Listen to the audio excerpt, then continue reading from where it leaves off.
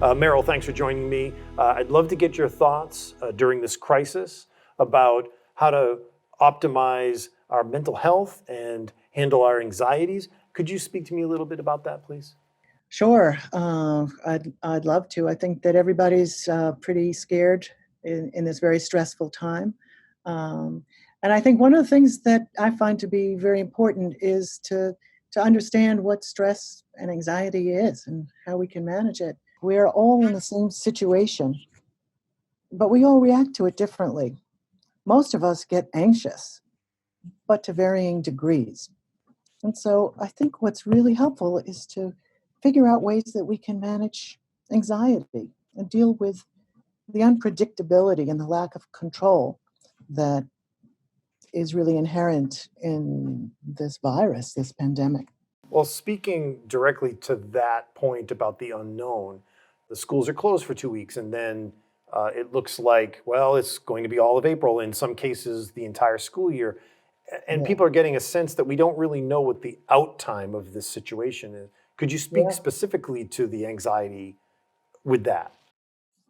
Yeah, I think that uncertainty fuels anxiety. Lack of control and knowing what to do fuels the anxiety. But I think there are some things that we know that we can do.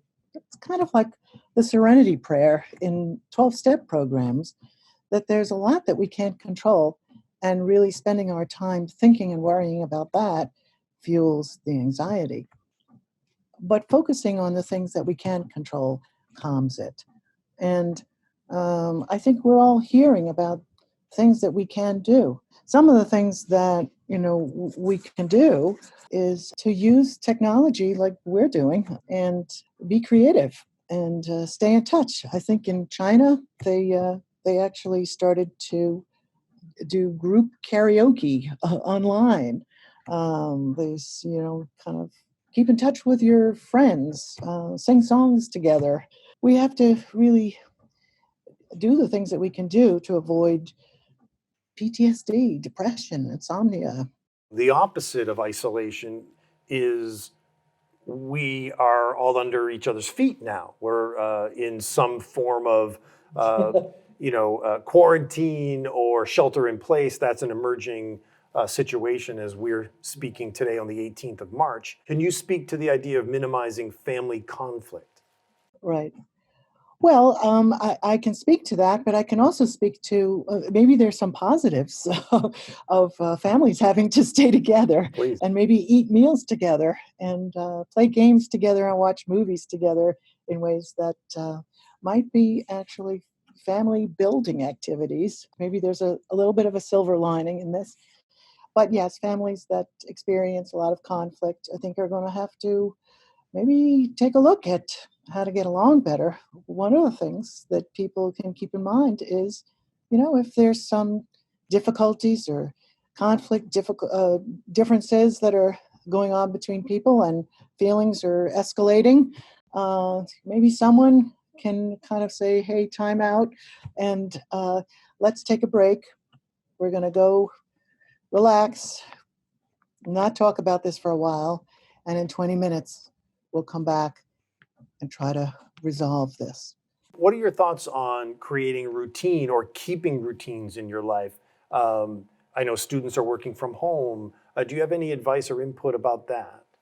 Yeah, I think we human beings always function maybe with the illusion that there's a degree of predictability in life. I don't know that there ever really is. We function best, I think, when we have some sense of what's going to happen. And so creating a routine for ourselves and our children, I think, is helpful. It creates a little bit of structure, perhaps.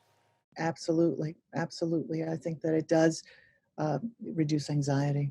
With people being isolated and in some cases quarantined, what what are the options for people to continue to try to get help when they feel they need it?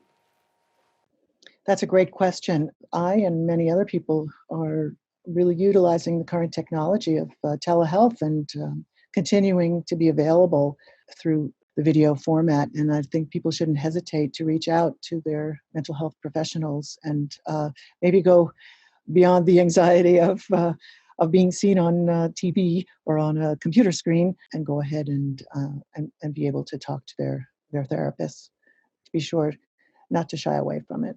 Thanks for joining me. It's really helpful. My pleasure.